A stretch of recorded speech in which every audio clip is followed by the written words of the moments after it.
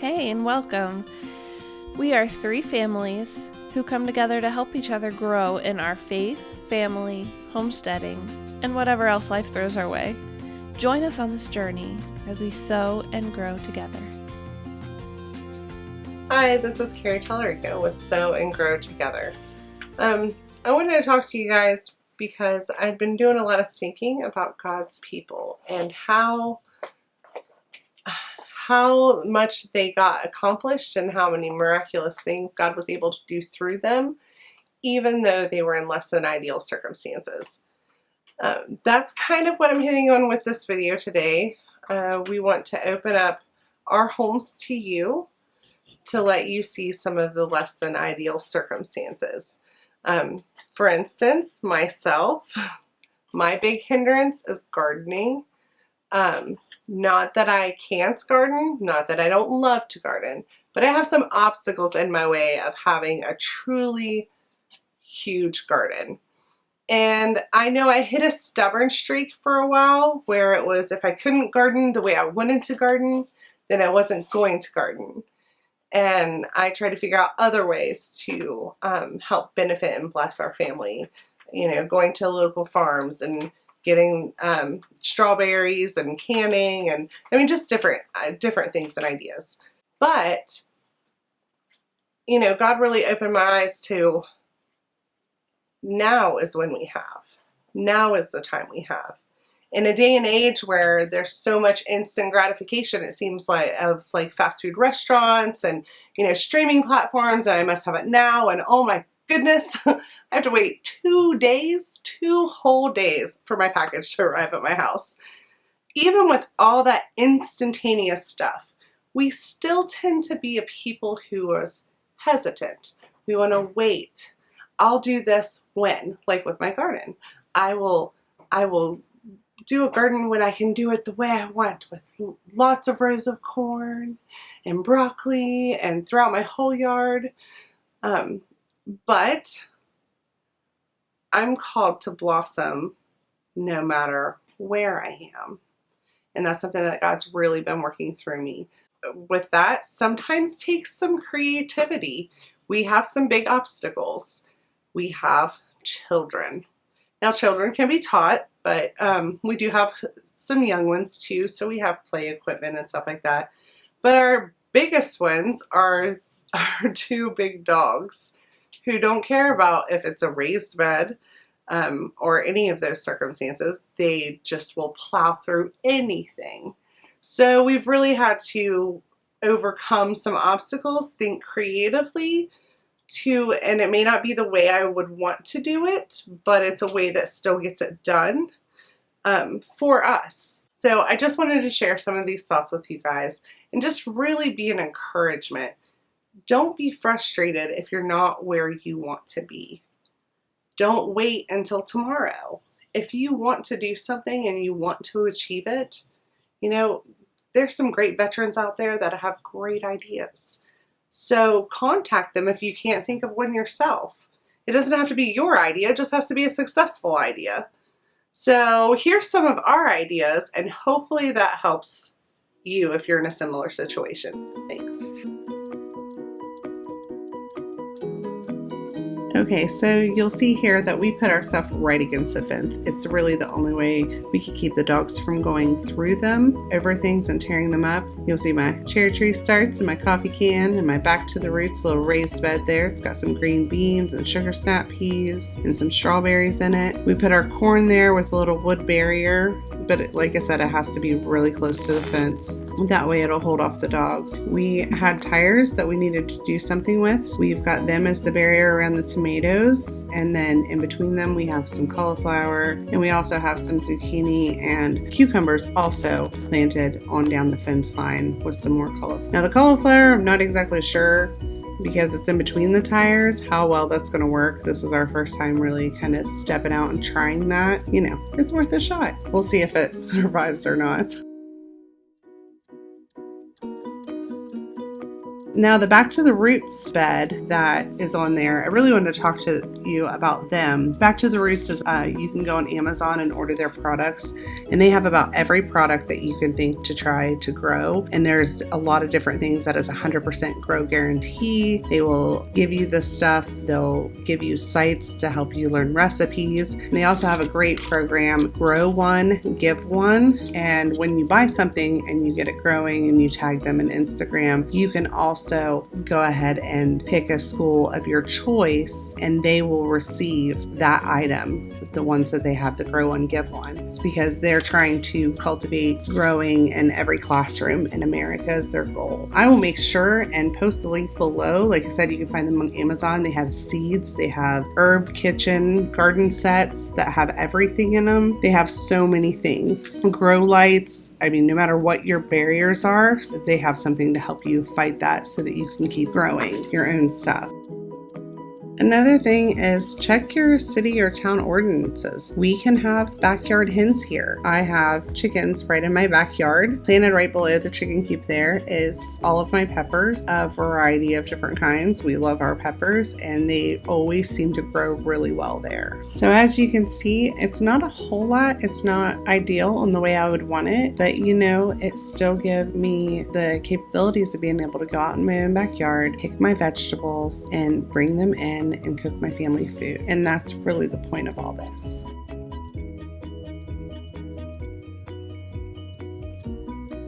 Hey guys, Cassie Garcia here. We're here at our house out of town and we have nice land around us. One of our challenges though is that we don't actually own very much of our land ourselves. So, when we first moved out here, I just knew I wanted chickens. That's all I knew. So fortunately, we did not know anything about like Justin Rhodes or the Chickshaw or any of those awesome ideas you can be finding on YouTube now. We built this giant chicken mansion behind us. So our chickens, free range, they sleep in this thing. That's all they do, is sleep and lay eggs. Way overkill. We didn't know. So the more you know, it could have saved us time, it could have saved us money, but we're going to try changing some things around. So I think we're going to try to change this giant structure, like full-size, tall ceiling, into a greenhouse and use a chickshaw kind of thing for our chickens to sleep in. So we got chickens, and I don't know if you know this, chickens are a gateway farm animal. They're just the beginning. So, of course, then we wanted to try some other things. We got some turkeys, ducks, guineas, and I decided I wanted goats. Well, we don't have enough land really to keep goats. We own less than 1 acre. We ended up leasing some of the land around us. We were lucky enough to live where we have some land available around us, and we leased that. So we built a fence, we got the goats. Unfortunately, that meant we could not have a garden because with goats come escaping. If you've ever tried to contain goats, you will probably have the same experience as we did. They do not stay in the fence for anything. Why did we build a fence? I don't know. They don't stay in it. Right now, yeah, there's a goat in the chicken coop. So they just go where they want. We try to fix it. We see where they're getting out. We fix the fence. They figure out a new spot. So we get them to stay in for maybe a week or two till they find a new spot. But we do get milk from our goats, and we're going to keep trying to make it work. So that's all you can really do, is take what you've got, see what works. When it doesn't work, as it often will not, you adjust. You figure out something else. You come up with a new game plan. You get ideas from other people that have good ideas, and you work around it. So Tony built me this fence around our immediate yard, and that's where we are keeping our garden. It's not a big garden. We would love to do like giant rows of all these different vegetables and store up things for the year. But what we've got right now is a small garden, and we are trying to figure out how to do things like can, and we are eating things fresh in the summer now that the goats and the deer and the rabbits and the chickens cannot get into our garden. So we're growing what we can where we are in our little fenced in area. We've leased some land around us, always trying to figure out new ways to keep the goats in. We're considering going down on the goats and maybe looking into a mini cow that we could keep in the same area that we've had our goats supposed to be in. Or fence in some other area, maybe lease some more land.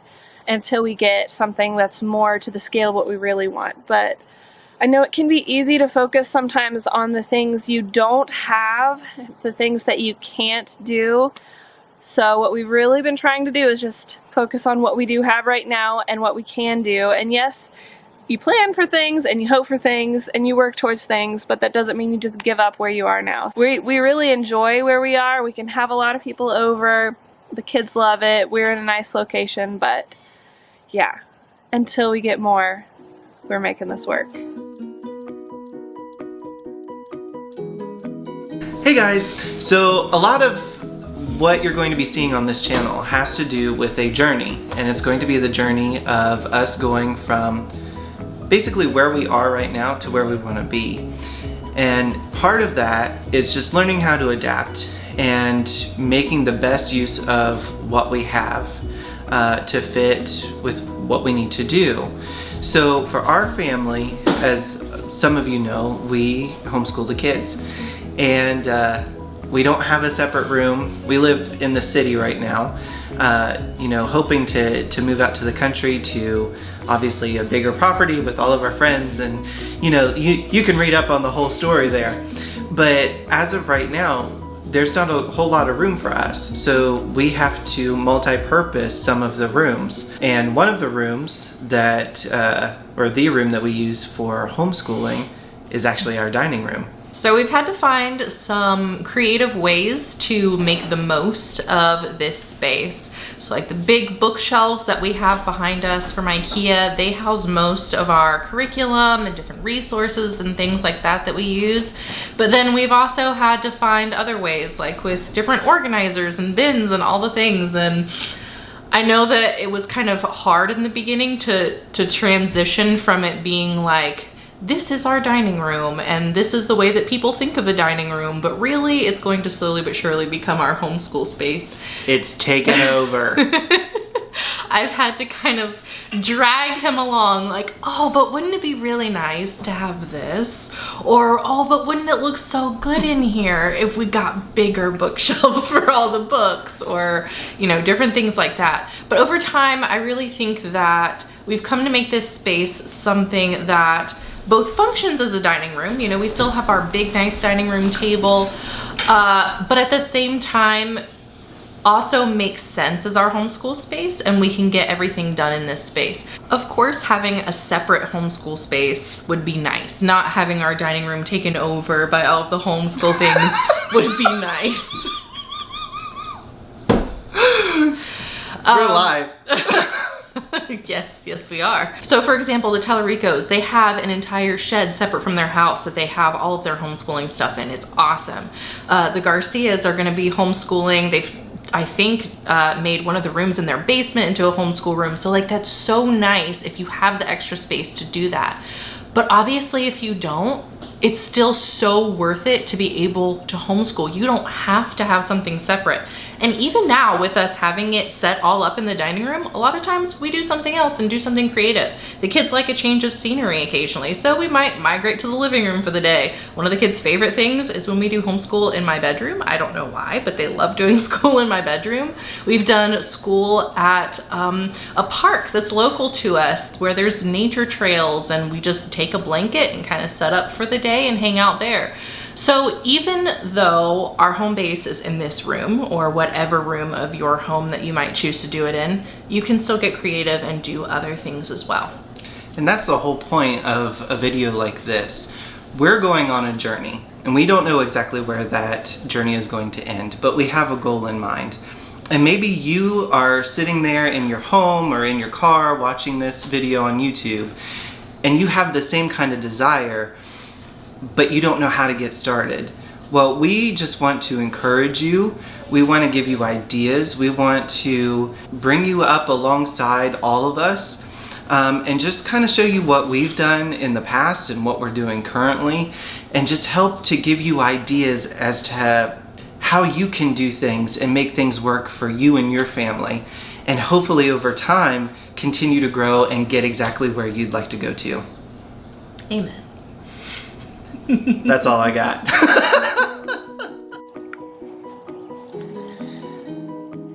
So when we first moved out to this house, we had this nice big dining room, but nothing in it furniture-wise. So we had been given the opportunity to host our family's Thanksgiving after we got this nice house that was big enough to host. And about a week before Thanksgiving, I asked Tony if we could maybe build a 10-foot table to seat everyone. We were gonna have my family, his family, my sister was coming in, everyone together. It's so blessed. We're so blessed that we can combine our families like that, and it's just a lot of fun. So somebody had given us a bunch of really long boards, and we didn't really have a plan for them, and I kind of like knew how long they were, and I measured the room, and I'm like, Tony, can we please build a 10-foot table for Thanksgiving? He's like, oh, Thanksgiving, like in a week Thanksgiving? And I'm like, yeah, we can do that, right? It's easy, right? I have total faith in him, and I know he loves to hear those words. Hey Tony, I was thinking, or look at this cool thing I found on Pinterest. It's his favorite words. But he did it. It was so much work. Okay, it was so much work. He had never built a table before, so it was all brand new. He was looking up how to do it and everything, and it was not ideal. He didn't have all the tools that would make it go quickly and easily. He was trying to put some things together and figure out how to do it for the first time while making this giant table under a time crunch. It was not ideal. Also, the boards were free, given to us, most of them. We had to buy a few smaller pieces, but most of them were free and given to us, so you don't get to be picky about the type and the quality when they're free. Beggars can't be choosers, right? So they were what they were. They were also not dried, which was the kicker. We didn't really realize at the time. But he did so much work and he put it together and it worked. It was awesome. It was beautiful. But because the wood wasn't dry, it has shrunk over the years, and now there's gaps, and the kids like put their pencils down into the gaps, the crumbs fall in, and it's not, we never even finished it. I didn't polyurethane it or anything. We stained it, we put it together, sanded it, stained it, and then brought it in the house in time for Thanksgiving dinner. It still had just a bit of a smell of the stain on it. And we could have easily said, there's no way there's time. We don't have the money to put a table together. We didn't have the money to buy a 10-foot table for sure. We didn't really know exactly what we were doing. It wasn't perfect. It was not put together perfectly. It didn't stay together because the wood drying caused it to shrink, and there's gaps, and it is not perfect. But man, I am so glad he built that table, because would we have ever had everything together? Would we ever have been ready to get everything together perfectly? I don't know if we ever would have. Would we ever have had the time to devote to that we should have to make it just a picture perfect table? I don't know. But I'm glad we built the table, because not only did it host that Thanksgiving and every Thanksgiving after, it is hosted week in and week out. Family dinners, friends getting together. We have done projects on that table. We have, the kids have played at that table and under the table, and mostly we have just had so many amazing meals and game days and all kinds of things at this table, because we just built the table. You figure it out, you do what you can where you are with what you have. So my advice to you is, if things are not ideal, if you don't have all the things you're dreaming of at this moment, if you don't have everything you would need to make that picture perfect, whatever it is that you're dreaming, just do it. Just build the table. Build the table. It will be so worth it. You'll be so glad you did. I hope some of this helped you. I hope some of this encouraged you that you can do some of these things that you've been wanting to do. Even if you don't have 100 acres and you're off the grid and all these crazy things that you might be dreaming of, you can do so much where you are. Just build the table, guys. Thanks.